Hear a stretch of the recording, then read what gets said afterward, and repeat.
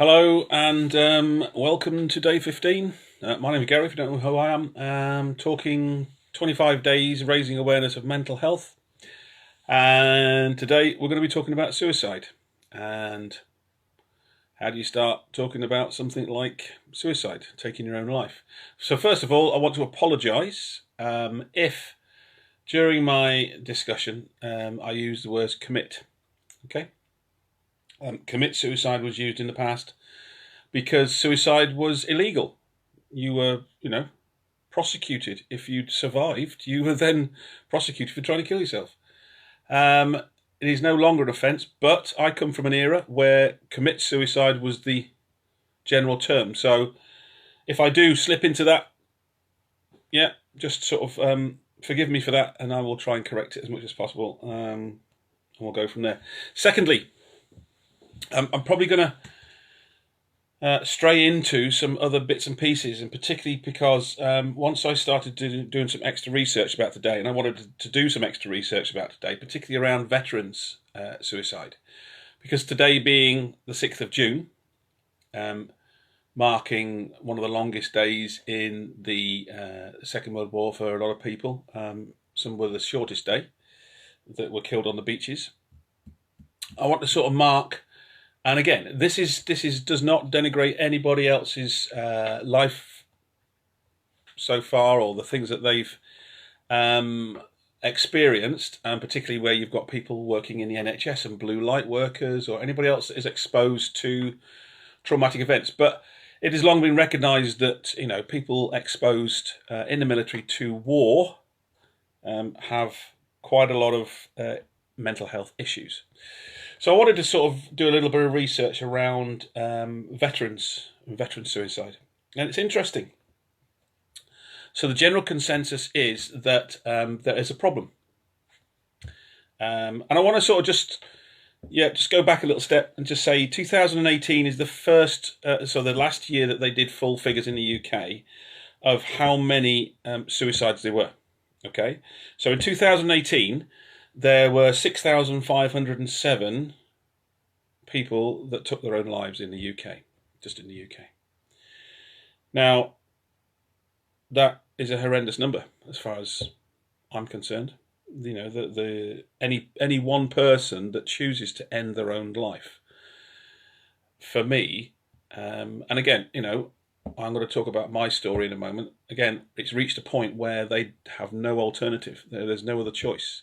And that's quite sad, really, isn't it?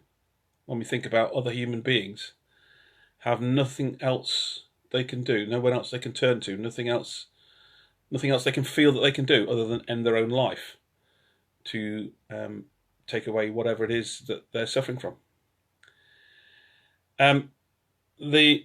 The idea, I suppose, is the fact that when we're talking about suicide, okay, we're talking about not just a minority of people. We're not talking about a type of person. We're talking about everybody, because there's no sort of fixed demographic of the types of people. However, there are certain age groups that are more prevalent to suicide, and the biggest group at the moment, and there's sort of fluctuation from last year to this year. It's actually skipped a year group. So 2018, the highest proportion of suicides in the UK was in the 45 to 49 male group. Okay, and sort of numbers are 27 per 100,000 people within the UK, and that is quite phenomenal, really. So females, were there, but less than a third of that. So 3 times as many men have committed suicide in 2018 in that 45 to 49-year-old group. Worryingly, there's an increase in the under 25s, and particularly in the females under 25s, and as young as 10 have been marked down as taking their own life. So by raising those numbers and looking at those numbers, you start to think, oh, well, where has that come from? Why have we come from that? So again, I did a little bit more research. One of the things that the UK is not doing is focusing on veteran suicide. It's not focusing on that. What it's very good at, and again, this is no reflection on the UK or the government or anything like that, but what it's very good at is changing the way that we look at the figures to make it look better. Which is okay, I suppose, if that makes sense. Okay, so trying to make sense of it all. Some of the other countries that I looked at, Australia are doing some research into theirs. They've recognised there's a 20% higher number of suicides from ex-military and veterans than there is in the general population. New Zealand know that there's a problem but don't know how bad yet. Canada have done a lot of research, and there's a lot of figures around Canadian ex-military, so that they've got real solid figures, and they've done specifics on how quickly after service, even what ranks that they left at, age, times, all that's a male-female split. So there's a lot of research out there. There's a lot of stuff going on. There's even a long study going into some of the reasons why, and again from the US, and the US for some reason seem to be leading on the research into veteran suicide. And I'm going to go back to the reason why I started doing this 25 days part of the 25 challenge. So I was nominated by a couple of people, and I just sort of hung in the background and trying to work out what the 25 for 25 was. And I think it's probably been just raising awareness as we want to, but left over from what we call the 22 Kill project, which was nearly 10 years ago now. I was involved about 7 years ago. What that was basically the figures were at that point that the US could prove 22 military or ex-military people every day in the US took their life. I let that sink in, and I know America's a big place, but 22 people a day at that point, 2010, who were military or ex-military were taking their life. And the other shocking figure was that there was a period where the people that were taking their life that were military or ex-military, or sorry, the military, the actual serving military, was higher than the number of people that were killed in battle that year. So there was more people taking their lives that were in the military than there was actually killed by the enemy, which is a crazy, So they did something about it. They started to look at it, okay? And one of the things, and again, this is sort of leading, I might be sort of burbling a bit, but one of the things that was recognised was this separation within the military. And what I mean by that is when I joined up in the Marines, you were in multiple person rooms. The accommodation when I first went to Yeovilton as a young Marine, we were in long corridored Nissen huts, 15 to 20 people in there. Whenever you were on camp, you were in big rooms, and there was social space, and you were sort of mixing. What they've recognised, and particularly the US and the Canadians have recognised, is the fact that we've now gone to this sort of more separate existence. People have their own rooms. People have TVs in their rooms. People have the internet. People have these separate lives where the camaraderie, I suppose, and the social stuff that we were forced into is no longer part and parcel of that. So there's also a lot of research about the type of people that are in the military now and the fallout from that. But again, it's inconclusive, and particularly in the UK, it's not focused on. But we know we've got a problem, and if you just search the internet for suicide rates veterans, and again, I'm just focusing on the veterans because obviously I'm a veteran, ex-military. Just focus on, suicide rates veterans, etc. Article after article after article comes up about people raising concerns. the ex head of the army, raising concerns about the epidemic of veterans committing suicide, but nobody's focusing on the numbers. So there's no hard evidence. Military charities saying that there is an epidemic, but they don't have the numbers. And again, it's because we've only just got a veterans minister, I suppose. Veterans have not seen the support, I suppose, for ex-military issues. And I'm going to just leap off a slight tangent and just tell you a little bit about my story. And I sort of touched it on my history there. When I left the military, when I left the Marines, and I left 2003, and it was literally one day you were in the Marines, the next day you handed your ID card on, you walked away, and that was it. There was nothing else there. And for 23 years of my life, the Marines were my family. The Marines were everything. It was the thing that I wanted to do from a very early age. I wanted to be a soldier. I wanted to be a commando. I wanted to wear the green beret. I wanted to be the part of that family, and I was part of that family. But once you leave the military, you are no longer part of that club. It instantly stops. Yes, you'll still have buddies there. Yes, you'll still go to reunions. Yes, but you are no longer part of that club. And that was quite a hard thing for me to sort of get to grips with. And the other point for me, particularly on my story, was at that point I was having real issues in my personal life with my then first wife, and it resulted in within a year of me leaving the Marines. In fact, less than that.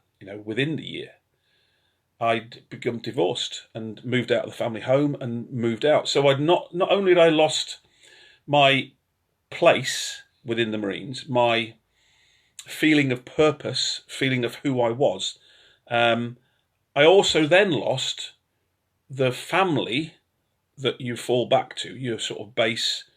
And when we looked back at the Maslow's hierarchy, that place where you feel secure. So I'd lost my purpose and I'd lost my security, family feeling, and that feeling of unconditional love, of giving love and receiving love, etc. So at that point, I did contemplate ending my own life. I did contemplate suicide because of the pain that I was in, the fact that I'd lost all of this identity as being a Marine. I'd lost all of this purpose of getting up in the day and doing this thing and being, a Marine and having that sort of almost egoic feeling of who I was, and also then losing that support network, that family feeling around me. And it was only through the fact that I spoke to a number of people over a period of time that I didn't end my own life, that I did carry on. It was the connection with other people and the renewing of a purpose, a new purpose, a reinvention of me as a person. And I think that I was very lucky to have the people that I did around me. I was very lucky to have the people that were willing to sit there and talk to me. But they were there willing to sit and talk and listen without any sort of agenda, no purpose other than to listen. So when we're talking about suicide, we are talking about the end of a path that people have been down for a while. And there's going to be times when we're going to get, if we're close to them, we're going to get some information from them that makes us think, that doesn't sound like somebody that's making sense, rational thought. They're making noises about ending their own life. They're making noises about not being happy where they are, having no purpose, having no connection, what's the point, etc. All of these things are really tells. They tell us that there is something going on with this person. So what do we do with that? Well, again, our job is not to rescue people. Our job is not to try and change people. But if you want to step into that position, the first thing you can do is basically say, I'm willing to listen to you. I want to talk to you. I want to talk to you about why you're feeling like this. Okay, give them time to tell you the stuff, maybe, and be prepared to listen to some harrowing stuff if it's got them to this point. But would that be better than somebody not talking to you and creeping off and ending their life?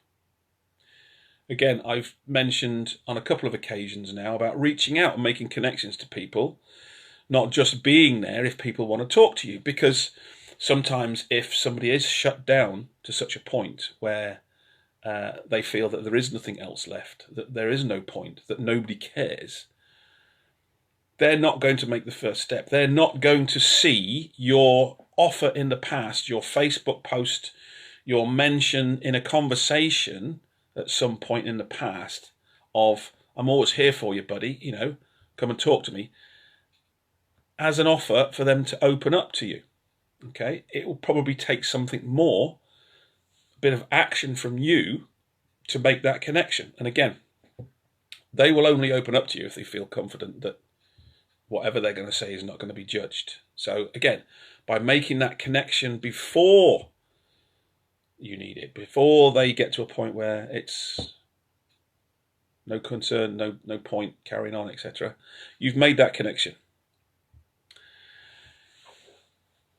If somebody decides that they do talk to you and they tell you that they are going to end their life, they're considering taking their life, they're going to complete suicide, there's a few things that you can do.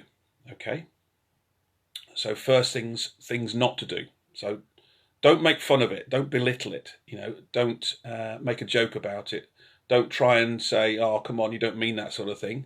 Okay, that might actually push them to complete. Okay. Secondly, whatever somebody says something about ending their life around suicide, take it seriously. Okay, take it seriously. And at the very least, ask them, okay, if they've thought how they're going to do the ending of their life. Have they thought the process of completing suicide?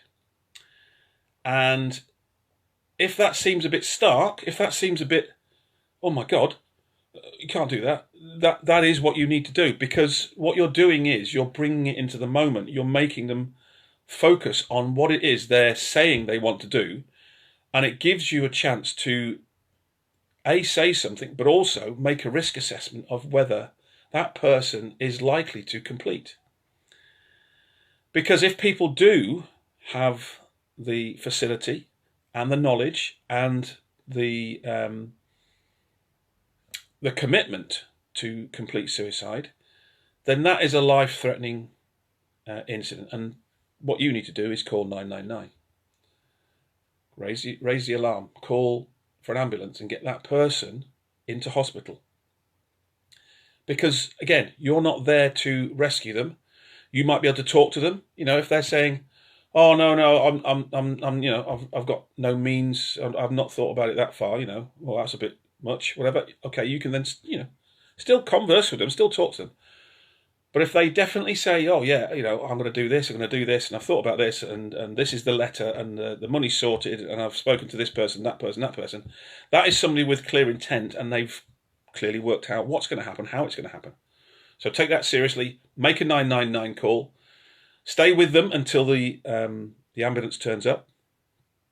Okay. But if people are making, we haven't got to this point yet. People are saying that they're thinking about ending their life. Talk to them about it. Talk to them why they think that they have nothing left other than completing suicide that will take their pain away.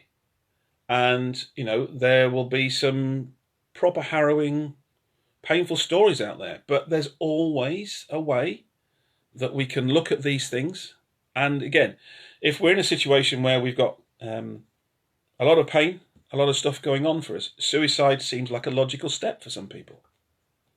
It's just this has happened, this has happened, this has happened, therefore it's easier to commit suicide. Okay. And again, commit. Okay, so that's one apology there. So suicide is the ending of your life because you've got to that point. So what we're trying to do then is recognize what can lead to somebody getting to a point where they think that suicide is the only option they've got. So the natural process of traumatic events.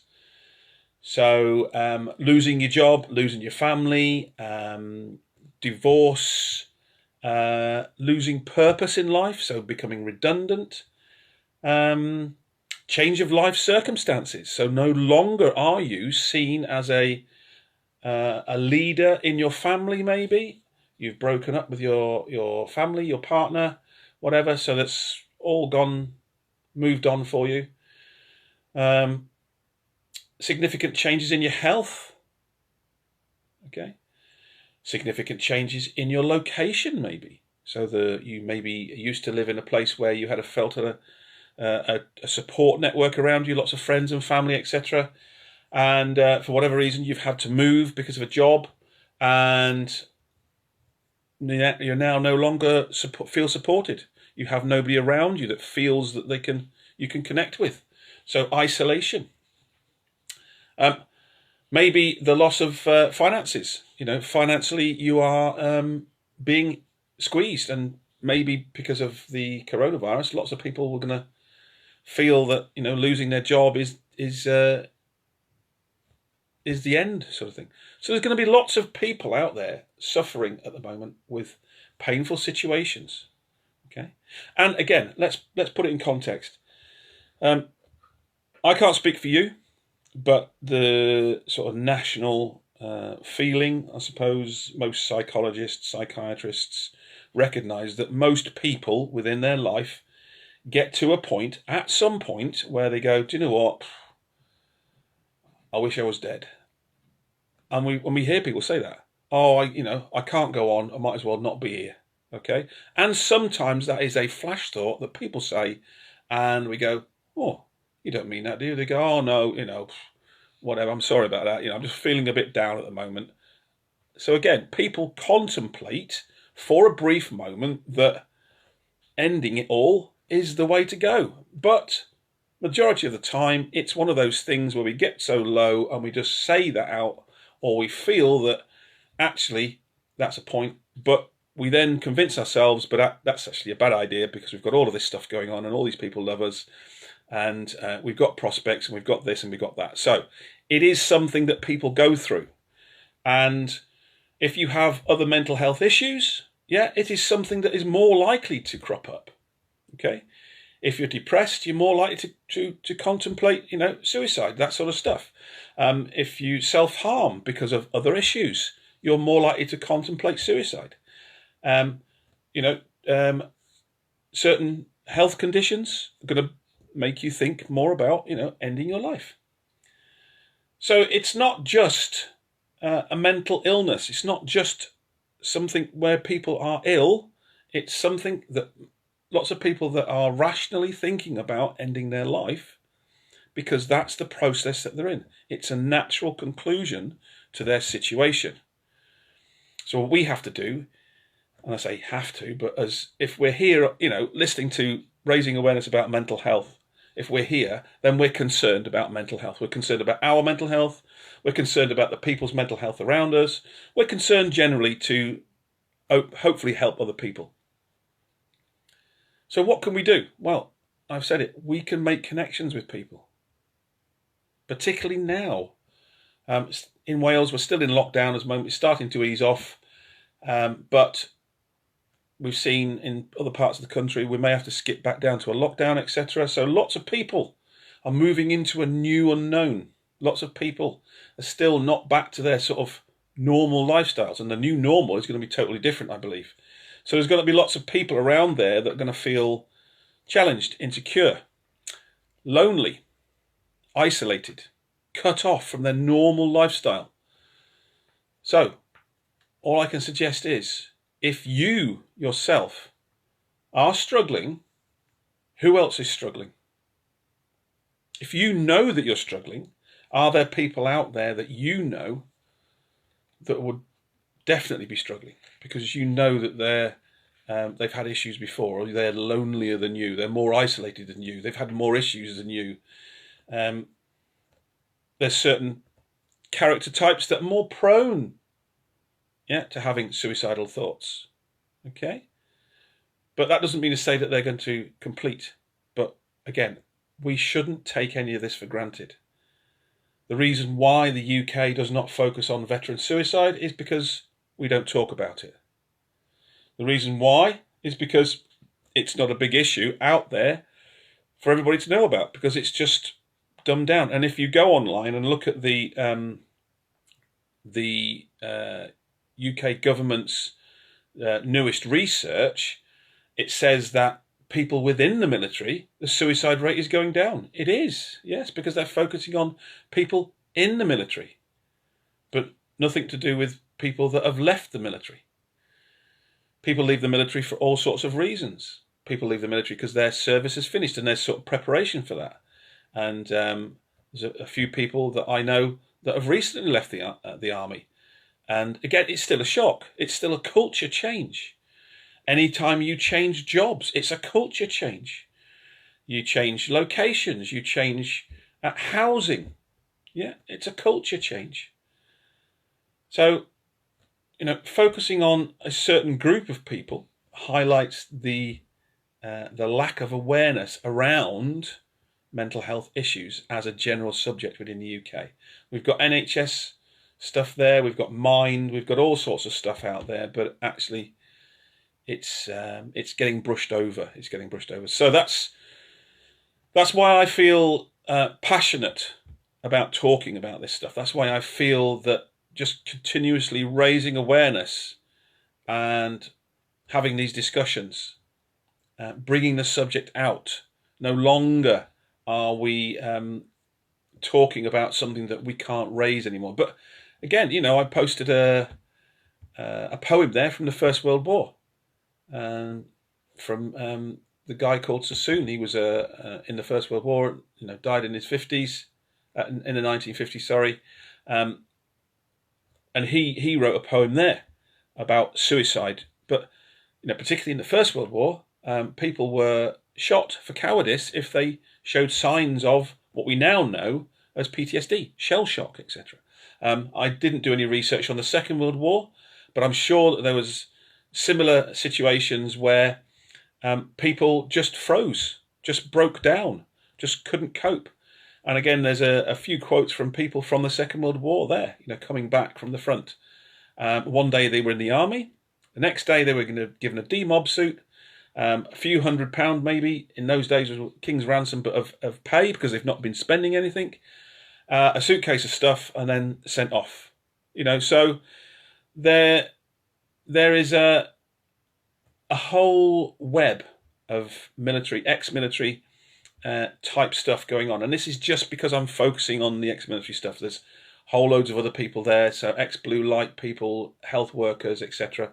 All exposed to, nasty stuff. But it's trying to break that conspiracy of silence around these things because it's uncomfortable. Because it's the British way, stiff upper lip, etc. Let's break that stigma. Let's break that wide open. Let's talk about this stuff. Let's get it out in the open so that at least we can know how bad the situation is. And if we focus on a type of people, if we focus on veterans, fine. If we focus on ex-blue light, fine. Let's focus on a group of people and let's start raising awareness around this sort of stuff, around those people.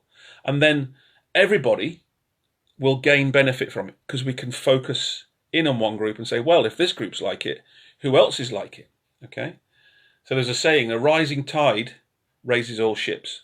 So if we just help one group of people, doesn't matter who they are, one group of people, everybody will benefit. Everybody will benefit. So particularly with suicide. Okay, I have had a number of people who I've helped purposely, because I've literally gone through a risk assessment by asking them questions.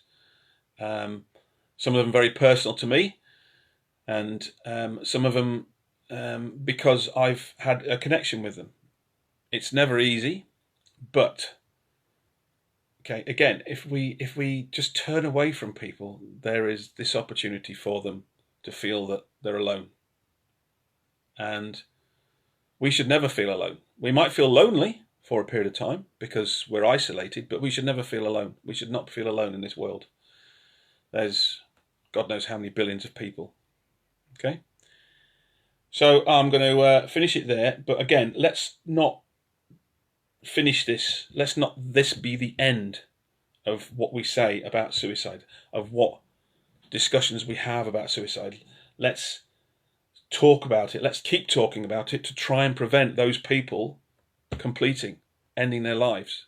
And the more we can talk about it, the more we can raise awareness of the issues and get to some sort of resolution, somewhere where we can get help, somewhere where some people who you would have recently, in the past thought, I've got no other place to go, turn around and go, I feel like this is almost the end, but all I'm going to do is I'm going to ring somebody first. I'm going to ring them because they said they're going to ring me anyway. So I'll just ring them. Okay, so we've got to make those connections. It's even more important nowadays to make those personal connections. So hopefully I've given you some food for thought. Okay, again, the challenge is to reach out to somebody that you know. Just send a message. Just send an email, a text. Pick up the phone and talk to them. Make connections with somebody. Okay, so that you start to build those bridges. And if they don't want to speak to you, they won't. That's fine. That's up to them. Okay, you're not going to upset anybody by sending a message saying, "Hi, buddy, thinking about you. How you feeling?" Okay, so let's end it there. Hopefully we've got some things to discuss and move on and talk about. And yeah, let's keep talking about this. Raise awareness about what's happening, particularly out there for people that are struggling. So I'll finish there. And steak and salad night tonight. So better go and get there. Weather's a bit nicer, a bit cooler, but a bit nicer today. So get out for a bit of a walk. So be kind, enjoy yourselves. See you later.